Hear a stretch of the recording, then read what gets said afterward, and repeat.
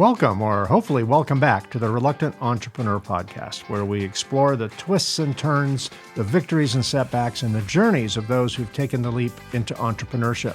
Sometimes reluctantly, sometimes eagerly, but always with a story worth sharing.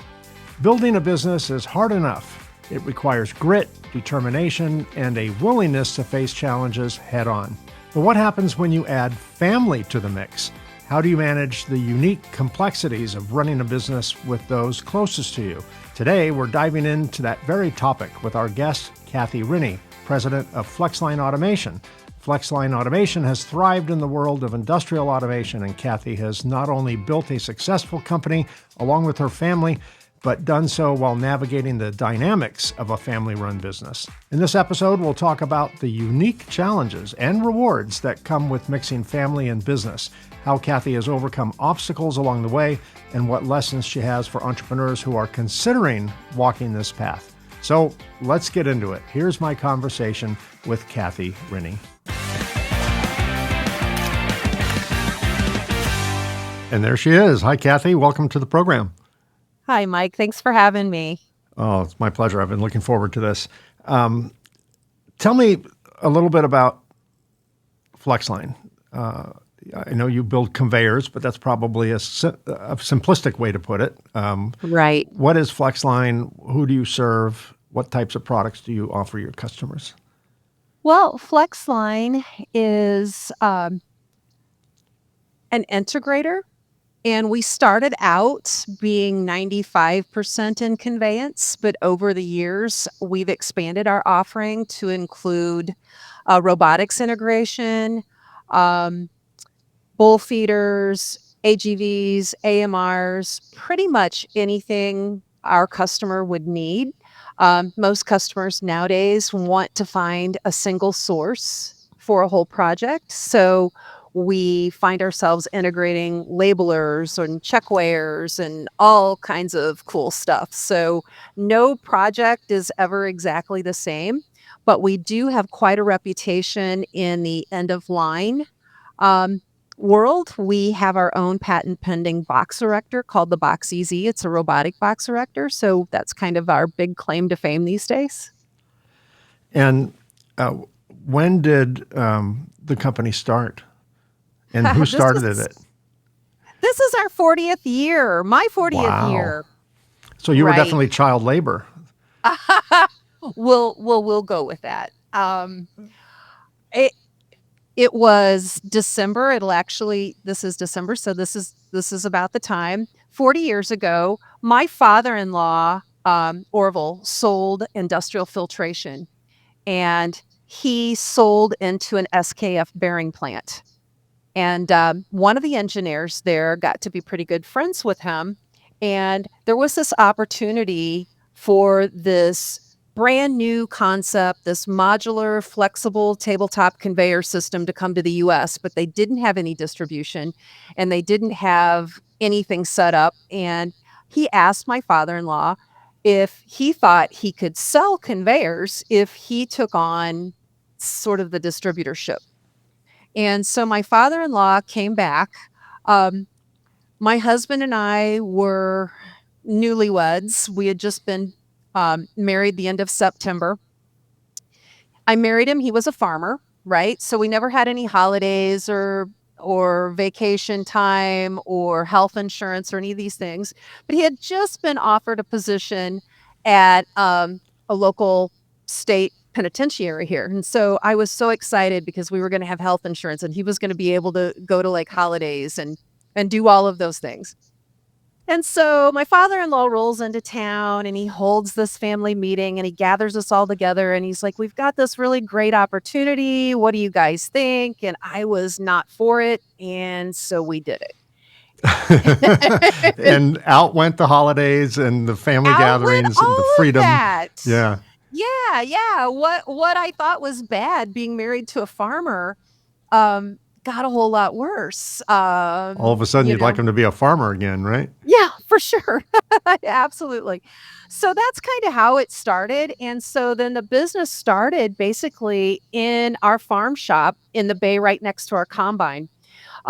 We kind of cleared some stuff away. ordered in some of the first components, started building conveyors, and did that with FlexLink being our primary product line for, over 20 years before we really decided to start expanding and offering other things as well. So, Conveyor Cougar fits me because I've been around all of those years. And being a reluctant entrepreneur really sums up how I entered into this deal. So you definitely fit the name of the show here. Yeah. I do. I do. Honestly, looking back, I don't know that I could ever work for anyone else. I've done this for so long that I think being an entrepreneur is probably the only way of life I know, right? I don't know that I could actually clock in and follow procedures that somebody else has written. You may be 10 out of 10 people I've spoken to on this show that has said the exact same thing. We all have come to the conclusion that we can never work for somebody else. We would be fired in the first day, maybe the first hour of the first day, because we just, Yeah.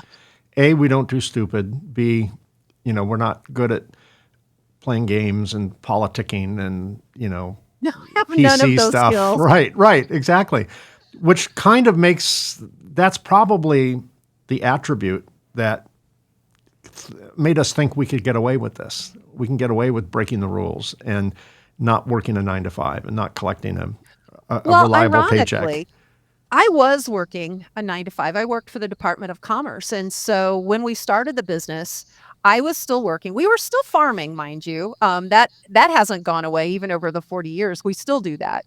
But I was working for the Department of Commerce and helping out in the business, like on weekends and in evenings and things like that. And I basically did all of the stuff that they didn't have time to do, which ended up being like arranging inventory, packing boxes, doing some wrench turning, on bigger projects, stuff like that. So I was like the filler in the beginning. And it didn't take long for it to suck me in full time. Well, as the saying goes, today's favor, tomorrow's duty, right? Right. And that's kind of the way that happened. I made myself indispensable, which I don't know in retrospect if that was a great idea or not, but it's the way it went. And it's been an interesting journey. Talk about how hard it is to start a business, but start a business with your in-laws. Start a business with your husband. And that you're breaking rules. Big layer. You're breaking rules. Every bit of advice that most entrepreneurs get is don't work with family. Oh my! And in-laws, I'm not saying this about your family, but in-laws have a reputation anyway. So it's you definitely are sharpening both ends of the sword there. Yeah, holidays were really interesting a lot of times in our house. Yeah, and if there was any issues at work, they'd have a tendency to carry over, right? That's just normal. But my wife and I worked together for the first several years that I started the company, and depending who tells the story, she either stormed out and quit or I fired her. And I think both are true. I think there were simultaneous events. I've been married for 43 years, and I don't think that's going to change, except it's just going to get longer and longer. But we realized fairly early on we cannot work together, and we both are kind of type A personalities, and she's a worrier, and I don't worry enough. I probably should worry more, and I don't. And I'm kind of more of or at least I used to be, more of a throw caution to the wind and, we'll figure it out, just go, and fake it till you make it, all that type of stuff. And she came from the banking world, and that is not the world in the banking world. Well, my husband, Rhett, being a farmer, was, he was used to being independent and doing things his way. And he's very creative. He and his dad, both engineers. His dad was an engineer for Pittsburgh Plate Glass for many years. Rhett is brilliant, very, very creative, very talented, but when it comes to managing the details of running a business, he is awful, right? I mean, he Most just, entrepreneurs are. I'm not a detail guy. I'm an you idea know, guy, right? yeah. Well, and I always tell everybody he's like a balloon, and I'm the lead weight at the end of the rope that holds the balloon, somewhat steady. And so I came in on the business end of things and had the structure and had kind of that eye for detail. I like to do the creative stuff as well, but I was the one that was like, okay, well, we need an accounting system. Okay, we need this, we need this, we need this. And so that was kind of my role in the company. They did oh yeah, we can meet with the customer, we can design the conveyor system, we can do this, we can do this, we can do this. But I was the person that had to make sure that all of the I's got dotted and the T's were crossed and things got where they needed to be. Materials got in, materials left. So they needed me. Yeah, well, that's probably what made it successful, or part of what made it successful, is the fact that you were two distinct pieces in the jigsaw puzzle that make up a business, as Yes. opposed to a redundant piece. And Yes. that definitely helps. And you were able to fill in what Rhett did not have an interest or capability to provide, and all of that. So And I'm that still worked out doing that great. 40 years later. 40 years later, you know which lane you're in, and he knows which lane he's in, and it works, Well, right? that was probably the hardest part of starting a business. And I think that two people, especially spouses, there's this dynamic.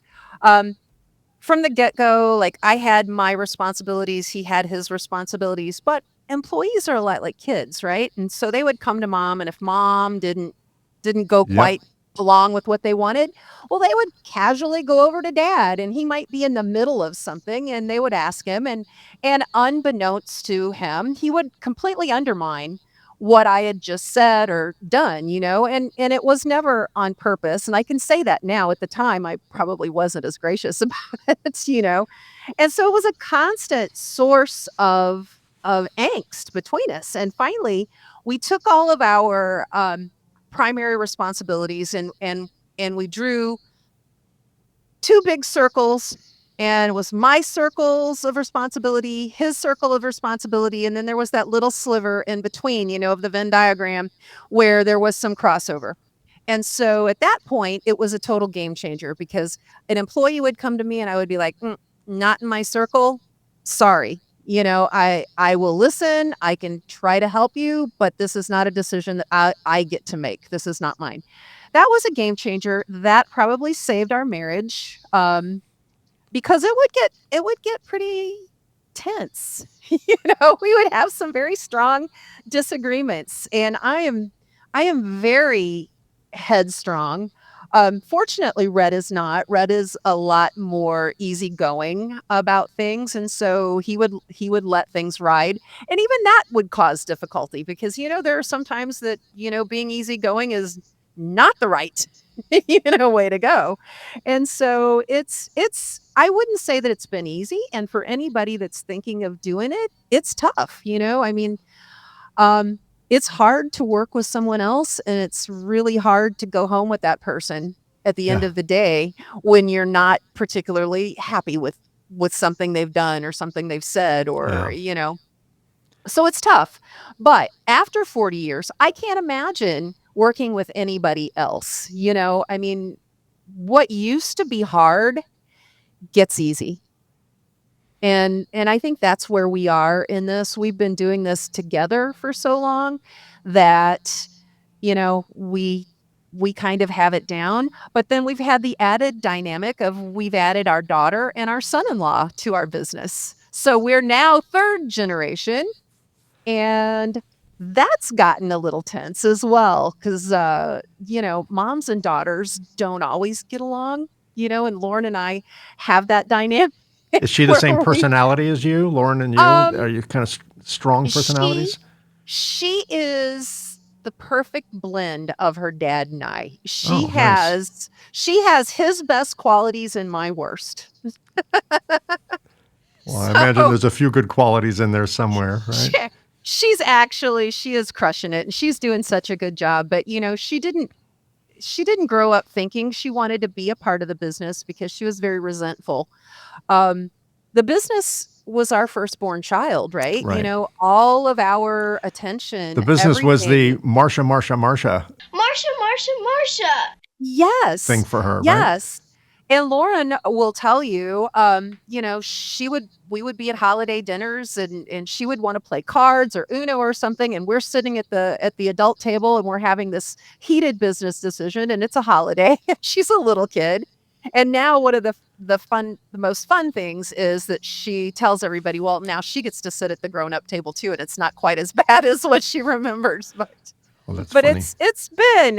it's been a journey, but definitely the making the diagram and really firming up whose direct responsibilities were whose eliminated a lot of the issues that we were having, and it kind of stopped those employees from being able to, kind of Manipulate the go system, around and yeah. manipulate the system. Yeah. So is Orville Yeah. still So with us? no, Orville passed away in 2014. Rhett's mother also was involved in the company a little bit in that pretty much our office in the beginning was her kitchen table. So she would answer the phone and then when Lauren came along, she babysat Lauren so that I could be involved in the business because at that time the company was really growing and it was requiring a lot of travel on not only Rhett Norval's parts, but mine as well. I had moved into a sales role at that time and doing installation. I went out and did a lot of repair work, a lot of field installation, building, and that kind of thing. Basically, had to do a little bit of everything. Whatever we were short of at that time is what my role was, So if we needed people to turn wrenches, I turned wrenches. If we needed people to go out and work a trade show, I worked a trade show. Got it So it done. was like Did what you need to do. whatever had to Yeah. happen. And that's pretty much still my role, even as president. I've been president of the company since 1999. Um, we are now a woman-owned small business. Lauren and I are primarily in management at this point. Red is semi-retired. He just wrote a book. He's working on his second book. He still comes into the office. He's still working. I tell him he can retire, which means he can be tired today and get equally tired tomorrow. So he's still involved, and we're still doing it. And we're still doing the farming and all of the other stuff. You got So it it's down. kind of crazy. You got it down. So when Orville was active in the business, and you started getting more and more involved, were there times when you would say, Dad, we got to do things differently? Oh my gosh, we locked horns all the time. Okay. All the time. So you had to go through that journey of Oh my, the yes. young blood with new thoughts. And Well, I want to dive into that, but I'm pretty sure I'm the first person ever that told him something was none of his business or it was going to be done this way and not that way. And I mean, we went toe to toe a lot. Well, that's what happens when you work with family. I remember my daughter, when she graduated college, she was going through, actually, she had graduated, she did her undergrad, then she was going for MBA, and doing that, she was working with us. And it was frustrating and refreshing because I'd be in the conference room pitching a new technology idea to my team, and everyone in the room would go, Mike, that's a great idea. Oh my God, Mike, you're so smart. Oh, no wonder you own the company. Blah blah blah. Mike, are you losing weight? Mike, you look great today. And then I'd look at my daughter, and she'd go. She didn't call me Dad because she felt awkward calling me Dad at the office, and she didn't want to call me Mike, so she called me MK. And she goes, MK, that's the stupidest idea I've heard. But that was the real answer because it was unfiltered. She knew she wasn't going to get fired. She wasn't trying to kiss up, that maybe other team members were. No one likes to tell the boss they're crazy or it's a stupid idea, right? They're trying to walk, gently across the coals. With family, there is no filter. You're going to hear Yeah. whatever they think, and it's just going to come out, because what are you going to And do? I'm not very filtered anyway, and I come from a family that is not very filtered, although my husband's family was much more sophisticated than mine, and they were not used to that. But now, mind you, 40 years ago, we were navigating the introduction of computers, right? Originally, we did all of our drafting on a drafting board. Sure. Um, so there was a lot of technological changes that were going on, and kind of like now, I mean, I'd love to see what my father-in-law would think about AI and all of that if he were still here and we were navigating all of these things that we're navigating now. But at that point, things were changing. Computers were just something new. I mean, cell phones didn't even exist yet. There was, I think a calculator was $700. I mean, something that everybody has now on their phone or their Right. 99 cents at Target or whatever. Yeah. But this was all brand new. And so my father-in-law came from a different generation. He was old school engineer, very much Measure twice, cut once kind of Oh, guy, oh right? yeah. But I will tell you, I mean, I learned so much from him. Did we fight? Did we struggle? Did we lock horns? Oh my gosh, yes. But I have to say, he's one of my greatest mentors and has really affected me in this role. I mean, I think about a lot of things as I make decisions of, how would he handle this? What would he think? But if I go out and I'm looking at inspecting a piece of equipment or something like that, I'm looking for all of the little things that he taught me, how to file the ends of the beam so that they were smooth and, all of those little quality things. I mean, I learned so much from him. I definitely did. He was super smart. Um, it was just, if our relationship was a Facebook status, it would be it's complicated. We had a very complicated relationship. Right. Well, you navigated through that, and he survived your radical ideas and all that. Do you see history repeating itself with your daughter? No. Um, and I'll tell you why. I have made an active decision to not have it the same way as I had it. I mean, if I wanted to present an idea to him, I mean, it was difficult, almost always a fight, and his way of doing things was always, tried and true, the best way to do things. And I'm a perfectionist, and so it's very difficult for me when I have a system and I know it works to see somebody take that system and tweak it and do things differently. And I've really had to learn to bite my tongue and to be more gracious about allowing other people to have ideas and bring those new ideas in. And I want the transition between she and I to be much more harmonious than the transmission, you know, that than I had with my father-in-law. Um, at the end, I think, he was very proud of the company that Rhett and I took forward after he retired. He retired a good number of years before he passed away, but he still always came into the office every day and, still had to kinda hang out, still had a desk, still had all of the things. And I think, he was very proud of the direction that the company took. He could never really say that, but I could tell. But I try to tell Lauren that she's doing a great job and that I'm proud of her. I try to tell her husband, Eric, how valuable what he brings to the mix is to the big picture. And I think that's just a generational difference. The generation, my father-in-law's generation, that just wasn't how they were wired. And so it's different. But I want it to be pleasant. I want her to have the ability to make decisions and make mistakes without feeling like it's an affront to me.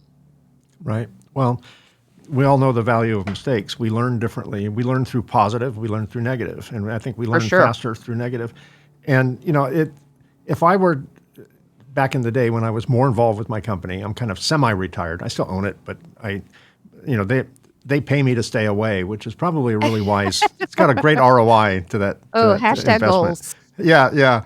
So I would interview back in the day when I was more involved. I would interview people, and if every once in a while I'd get someone that is coming back to the workforce after attempting to start their own company, and those people would interest me because I think you learn from failure. If someone tried to do something and they failed, they're probably not going to do that again. They probably learned life lessons from that. Oh, sure. If I was to hypothetically, if two gamblers came in the room and one guy said, "You should hire me because I've sat at the roulette table and I had 23 winning plays in a row."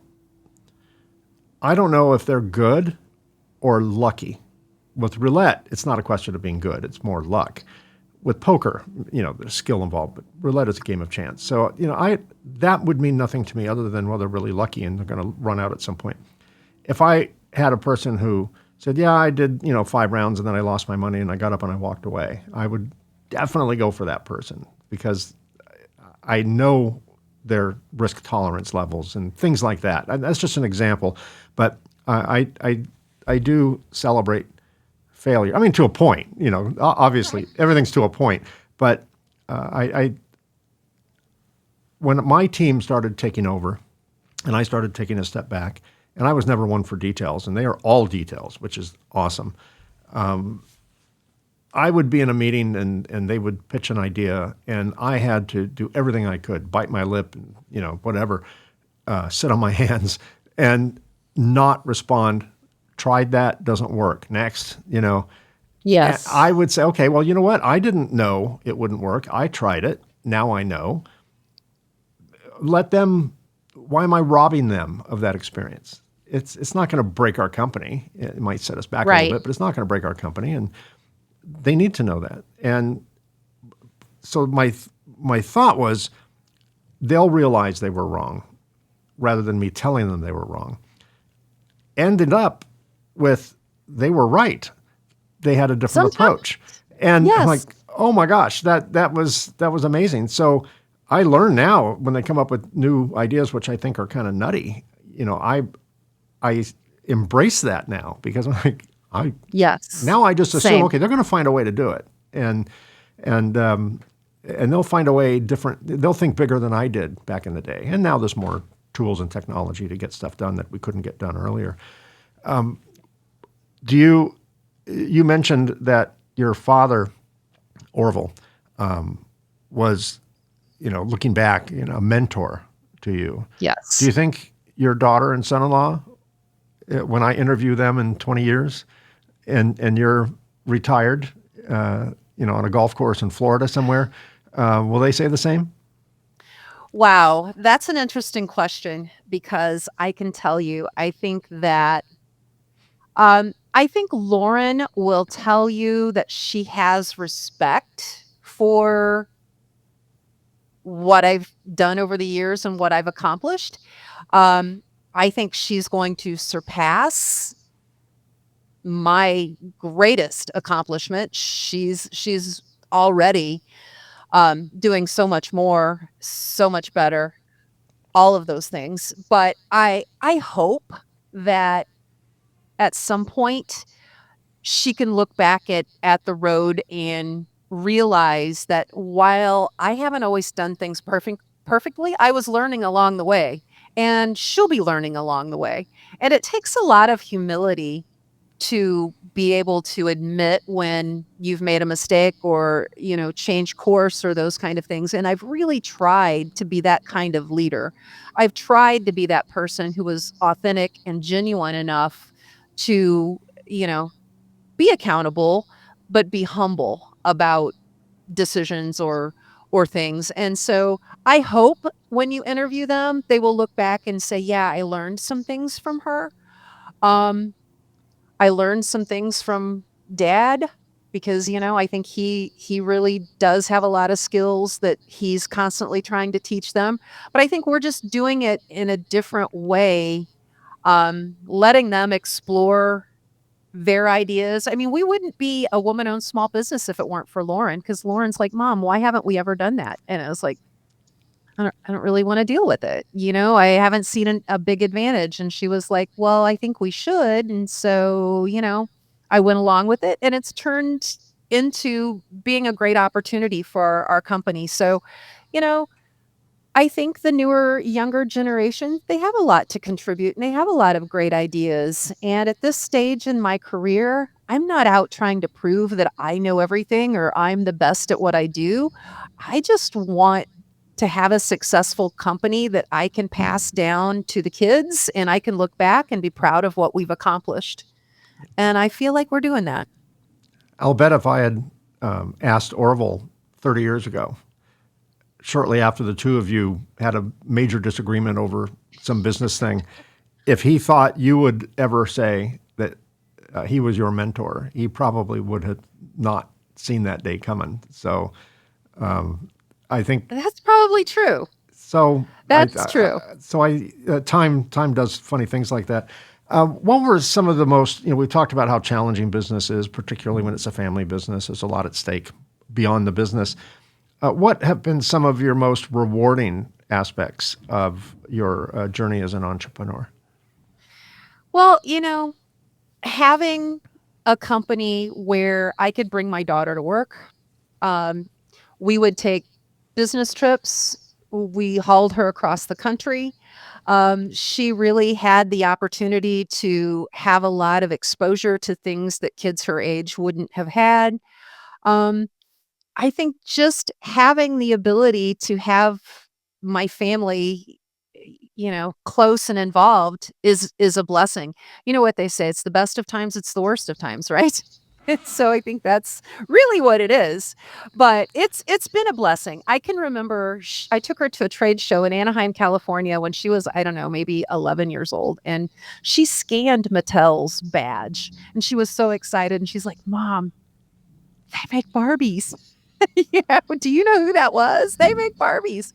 And I have so many great memories of her being involved in all of that. And then there were the teenage years where she really wanted nothing to do with mom and dad. She wanted nothing to do with the company. She wanted absolutely nothing to do with any of it. She went to college. She wanted to go as far away as she could, as far away as she could. And she quit to go to grad school. And when she finished grad school, her grandfather was starting to get sick. And she realized that, our time with him was going to be limited. And she wanted to come back home. Hmm. And she wanted to come back to the company, and I wouldn't hire her. And I was like, nope. Because what I really wanted was her to go to work for somebody else for a while before she came back and took on a role here.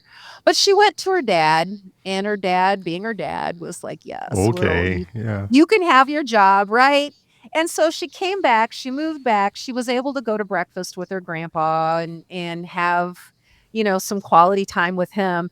And I think she really appreciated the family dynamic that a small business brings and the flexibility that a small business brings, and realized that while, yes, there were all of these opportunities far away, there's no place like home.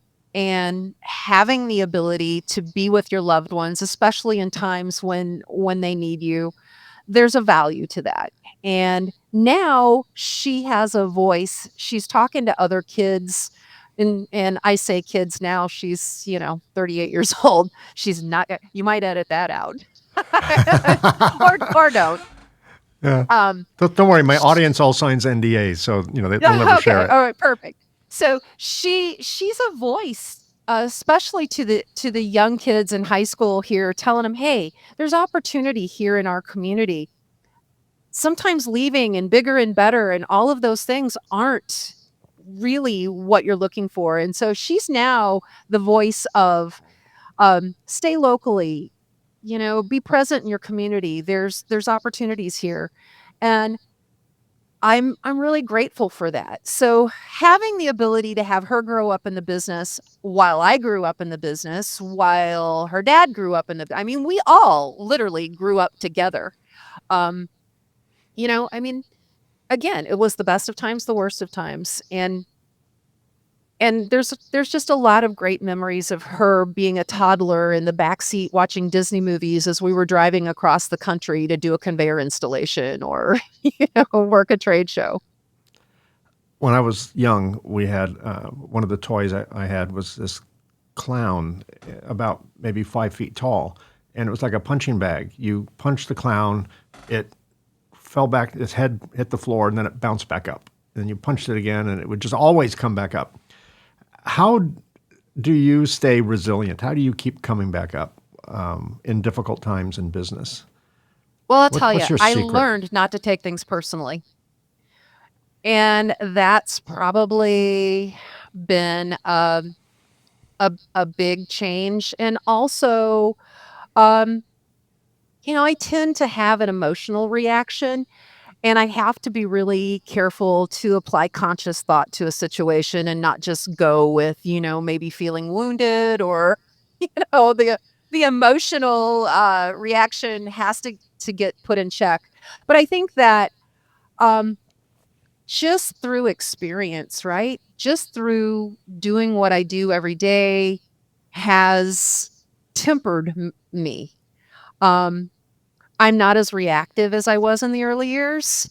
I've learned, again, not to take things personally, that usually, everything's going to work out. Maybe it doesn't work out exactly how I had envisioned, but, maybe all of my visions aren't the way things are supposed to be either. So again, I think humility is really the key of, it's always been my goal to have our company bless not only our family, but our entire team. And our team includes my brother-in-law, so, even more complicated. So we've got that dynamic as well. But most of my employees have been here for 20, 30 years, right? So they're family as well. Um, I think that you just learn to try to be humble, and I want my business to bless them. I want it to bless our vendors. I want it to bless our customers. When I do a project, I want it to be a blessing for everyone that's involved. Um, and that really does mean a lot to me. How what kind of mindset or practices help you stay motivated? It, you don't have to face a lot of challenges to lose motivation. Sometimes just status quo gets a little boring, and it's hard to get inspired and motivated to maybe come back to the office, or try and build the company up to the next level, whatever that is. What's your secret for motivation? Have fun. Make things fun. You look behind me, you see minions. You see, I mean, I will play with my I have a stressful day. I'll sit at my desk and play with my minions, or I'll play with my little robots.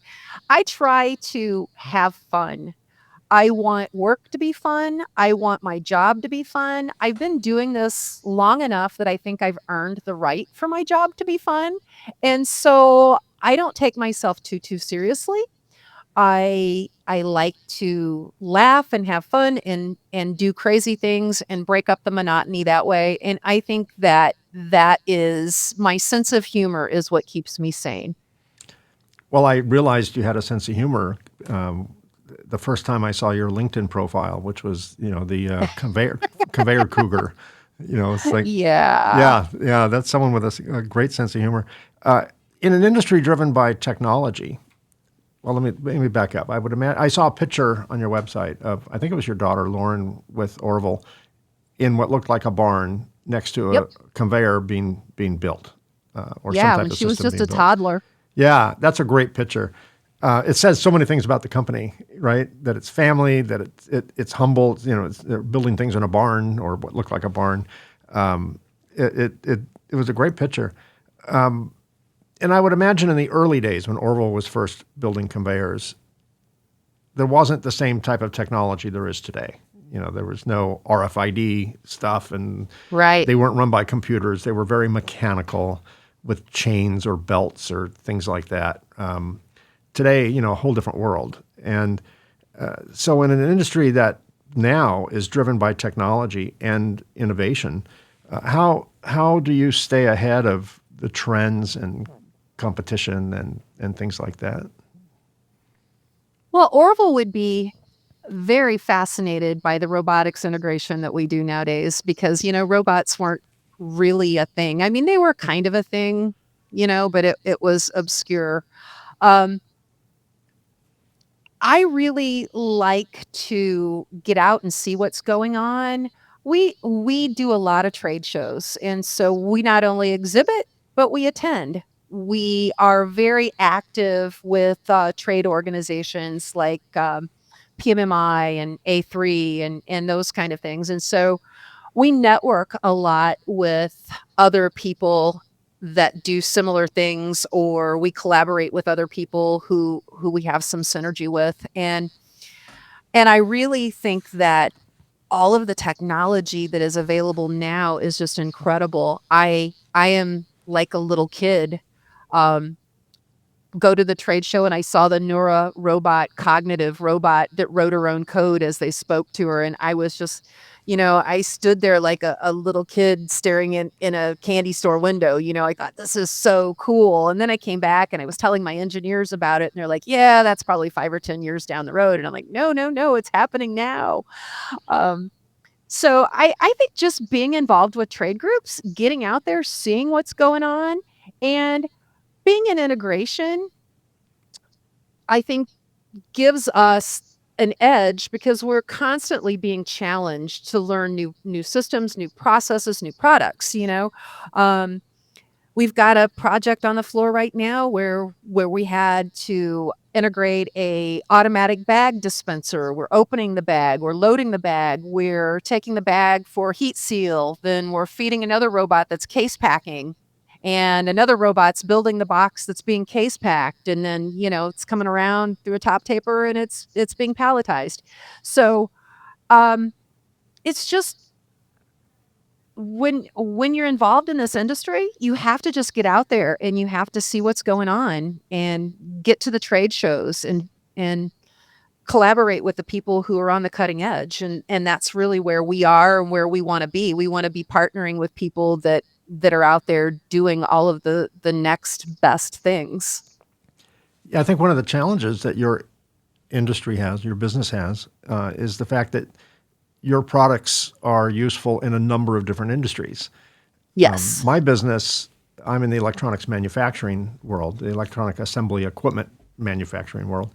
And, when we have to go to a show, there's 2 shows that we choose from in North America, and a few shows overseas, but it's one industry. So it's a single point of focus when it comes to our marketing efforts. So it's relatively easy. In your world, I view FlexLine as building conveyors for surface mount assembly lines. However, that's just one fraction of your customer base, Oh yeah. because I also see a Coca-Cola bottling plant, that would use something like yours, or a pharmaceutical manufacturing We do a packaging lot plant. in pharmaceutical, a lot in personal care products, packaged food, um, automotive. Believe it or not, I have done a ton of work with bearings and those kind of parts. Paper, um, both toilet paper rolls. Before it becomes toilet paper rolls, there's all sorts of paper handling. You name it. And I mean, if you go to the grocery store or Walmart or Target, everything you see on the shelf is made, right? It's gone down some sort of assembly line. I can go to my doctor's office and see like wipes and think, "Oh my gosh, that's one of my customers." I'm so proud when I go to Walmart and I'm like, "Oh yeah, I've been to their plant. I've been to their plant." You know, um, this is running down one of our lines, or we're case packing that particular product. So we are all over the board as far as industries. We're all over the country. We're nationwide. We have done installations as far away as Israel. Um, so Canada, Mexico, Puerto Rico, you name it. And it's kind of bizarre for a small company in the middle of a cornfield in Chester, Illinois. You know? Yeah, it's a small world. Are there is there anything that you know today that you wish you had known when you first kind of jumped into the cold end of the deep end of the cold pool and Well, of jumping into the course, family but business? I would have never listened because I thought I knew everything then. You know what? I mean, the best message to that self would be, you don't know everything. You have a lot to learn. You maybe need to rein it in a little bit and wait and see how things work out. But that just comes with maturity, and that just comes with age, and that just comes with experience. And, you know, I don't know, because things are so different now. Entrepreneurs starting a business in 2024 have a completely different set of challenges than what I had in 1984. Some things have gotten better, some things, are worse. There's a lot more dangers involved. Cybersecurity wasn't an issue back then. We didn't have any of those Right. kind of There challenges. was no Uh, cyber there to was no secure. cyber. Yeah. So things are just so different. I don't know that I could have done things any differently. A lot of things, Mike, I had to learn the hard way. And I think a lot of people are that way. And, as we talked about earlier, I think everybody has to have the ability to try their ideas and make their mistakes. And, you know, what I see my role really being going forward is just to kind of be that mentor that tries to help you back up and steady you a little bit after you've fallen, because you know what? Everybody falls. We I still fall, and I still make really dumb decisions and make mistakes and things like that. I'd be the last person to say that I'm perfect. So, but I don't know that I would have had the ability to follow any advice at that time, because I was young and I was, you know, business school teaches you things and you think you know everything, and life is different than that. And Yeah. so, For those you of my just have to listeners, do it. for those of my listeners and viewers that have watched the show before, all 9 prior episodes, they've heard me talk about the business gods, and I mean that metaphorically. I just refer to it as the business gods. They will say, "Okay, Mike, it's time for a lesson," and they'll try and teach me a lesson, a business lesson, and I'm not listening. And the business gods are very patient. The business gods will go, "Okay, fine, no problem, do it your way, and we'll be here." And then you fail and you stumble and you run out of money and you think everything's over. The business isn't going to survive, and then you manage to survive, and then suddenly, what the business gods were teaching you earlier starts to make more sense. So I do Yes. think that if we knew everything we knew today, like how difficult it was going to be, how close to the edge we were going to get, how close to failure, the strains on family, the strains on friends, the strains on freedom, the strains on all that. Well, I mean, I've We, almost been divorced at least we, 3 times over right. this business. I mean, there's But no if we had question. you mentioned no place like home. So going back to a Wizard of Oz analogy, if Dorothy's looking into that crystal ball, or the witch is looking into that crystal ball, I think that if we saw the challenges and all the scary things in business, we never would have done it. Not that we regret it, but we wouldn't have done it. Yeah. So I think naivety is good, and I Yes. think that you learn when you're meant to learn.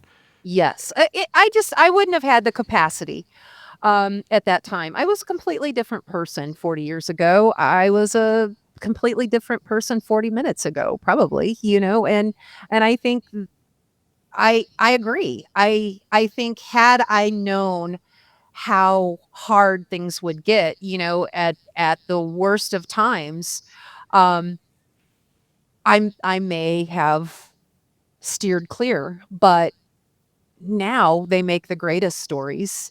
Um, I can look back and see the lesson in some of these things that took place that I wasn't able to see at the time Yeah. because, you're so involved and so emotionally everything is emotionally charged. Um, I mean, I would have to say that starting this business has given me incredible personal growth, you know, as not only as a president or as a leader or a coworker or a boss, but as a wife, as a mom, as a daughter, as all of those things. I mean, it's very humbling and I've had such great opportunities, but there have been some rough times and I've had my share of bumps and bruises, and I'm probably not done with those because let's just face it, I'm, still kicking. And and things don't always go the way you think it should or the way you want them to, but you have to just learn to roll with it. You have to not take things personally. You just have to try to hold the course to the best of your ability and do your highest sense of right. And when you do that, I think the business gods do have mercy. But I have also known them to say, look, Kathy, you can either do this peacefully or we'll beat you up and make you do it. And Right. I've had my share of those lessons where I didn't quite go You're the along with mole in a things. whack-a-mole game. Yeah, you know. I think the business gods, to stretch out that analogy, are patient to a point, and then at some point they're like, okay, he's not listening, she's not Yeah, listening. enough is enough. Let's let's get serious here. My last question, and I always ask the same last question with Okay. every entrepreneur that I get the privilege to talk to. Before you entered into this world, how did you define success, and how do you define it today? Wow, great question.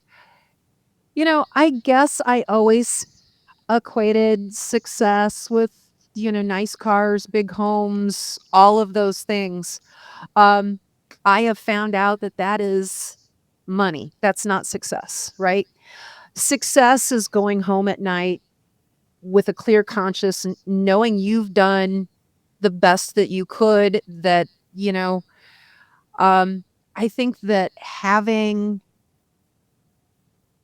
pride in what I do and what we've accomplished is the true success for me. Would I love to have a big house and all of that? Well, sure, but I have a farm, and so none of those things are ever gonna be possible, you know? Uh, but at the end of the day, I measure success with being happy, being content, and, I think being successful is acknowledging all of the bumps and bruises and the lessons that I've learned from them. I wouldn't take $1,000,000 for those experiences. I wouldn't pay $1,000,000 for any of them, but you know, I definitely think that it's invaluable. That's success. Excellent. I have not yet had that answer be the same before and after. It almost always starts with some form of monetary definition Yeah. of success, and it always ends in something at a much higher octave. It's So far, relationships now, I mean, I value relationships more than anything. And I think the older I get, it's just become more apparent that that's really what it's about. It's about collaborating, it's about having relationships, it's about working with people, and at the end of the day, that's probably the most rewarding part of my job is getting to go out, meet people, getting to talk with folks like yourself, and it's just very humbling.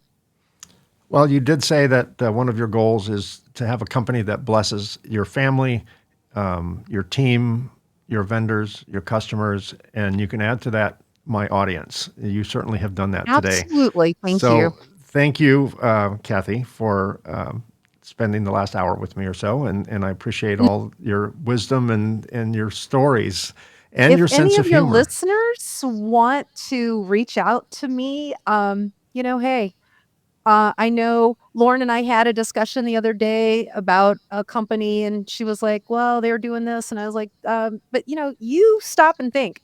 You've grown up in this business. You've had mentors. You've had people. There's a lot of people out there that are starting businesses who haven't had the ability to even hold a conversation with somebody who has done it, who knows what's ahead. And so I would like to say, if any of your listeners find themselves in a situation that they want to talk over, reach out. I would be more than happy to talk with them, give them the good, the bad, the ugly, and hopefully, they can join this club that we belong to. Yes, the Entrepreneurs Club. Thank you. That's a very generous offer. And for my audience who would like to get a hold of Cathy and maybe even take her up on the offer to she could become your therapist and your business advisor. Emphasis on therapists if you're an entrepreneur. The Cathy's information will be in the show notes. If you're watching this episode on our YouTube channel, just look down here and you'll see information on how to contact Cathy and Flexline Automation's website address. The URL will be on there as well for those of you who need a conveyor. And would like to buy it from a Conveyor Cougar, or Robotics, or Pick and Place, and all of the things that go with it. Any of the things. Yeah, and if you're listening to this podcast in your ears while you're driving or on the treadmill or who knows what you're doing, go to the podcast site and the show notes will be there as well with all of the relevant contact information. Cathy, thank you so much for your generous time and your sage advice. I really appreciate it. Thank you, Mike. I appreciate you having me on. Thank you. Thank you. Well, that's a wrap. Thanks for joining me on this episode of the Reluctant Entrepreneur Podcast. A special thanks to Cathy Rinne for being my guest on the show. The Reluctant Entrepreneur Podcast is available on all major podcast sites and on the Reluctant Entrepreneur YouTube channel. We've been busy recording future episodes with fascinating guests, so don't miss out. Subscribe to the podcast to be notified when new episodes are released. If you're an entrepreneur and would like to be a guest on the show, please let me know. Visit mikeconrad.com/podcast and apply to be a guest. Just remember that's Conrad spelled with a K. If you'd like to reach out to me, my email address is mike@mikeconrad.com. Again, that's Conrad spelled with a K. If you're interested in my book, The Reluctant Entrepreneur, Anatomy of a Business Startup from Uncertainty to Unstoppable, it's available as a paperback and a Kindle version, both available on Amazon, and as an audiobook available on both Audible and Amazon. Thanks again for listening or watching. Until I see you again, be unstoppable.